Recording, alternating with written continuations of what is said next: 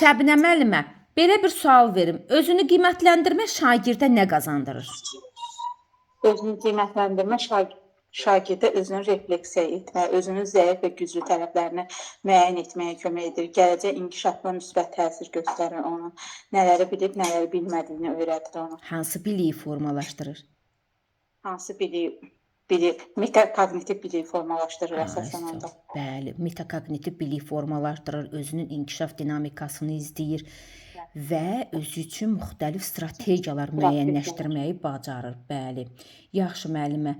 Müəllimə, dərsdə differensiallığı necə təmin edirsiniz? Hər bir şagirdin öyrənmə tərzinə, yaşına, potensialına uyğun dərs prosesini qururam ki, hər bir şagird dərsə cəlb olunsun və hər bir şagird dərsi də daha yaxşı mənimsəsin. Hansı öyrənmə tərzləri var? Öyrənmə tərzi audial ola bilər, oxuyub anlama ola bilər, vizual öyrənmə ola bilər, bir də ki, səsli şəkildə. Kinestetik. Kinestetik. Oxuyub anlama yox, oxuyub yazaraq öyrənmədir müəllim o. Bəs yaxşı müəllimə, indi bunu bir başqa verirəm sizə. Summativ qiymətləndirmədə differensiallığı necə təmin edərsiniz?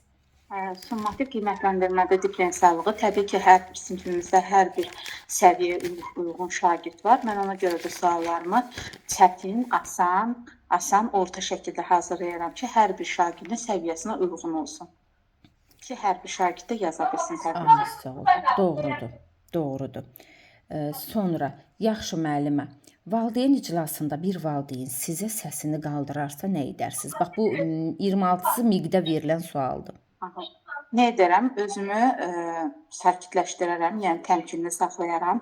Həmin valideynlə iclasdan sonra danışaram ki, niyə belə bir hərəkət edib. Yəni, həmin valideynlə də anlaşılmazlığı qaldıraram. Yəni, özümü belə deyim də, bir daha belə hal baş verməsin deyənə söhbət edərəm həmin valideynlə. Səbinə müəllimə, tənqidi təfəkkürü formalaşdırmaq üçün nə edərsən? Tənqidi təfəkkürü formalaşdırmaqdan ötürü Bu sual miqdədə verilibdir. Bəli, tənqidi təfəkkürü formalaşdırmaq üçün bir çox üsullar var.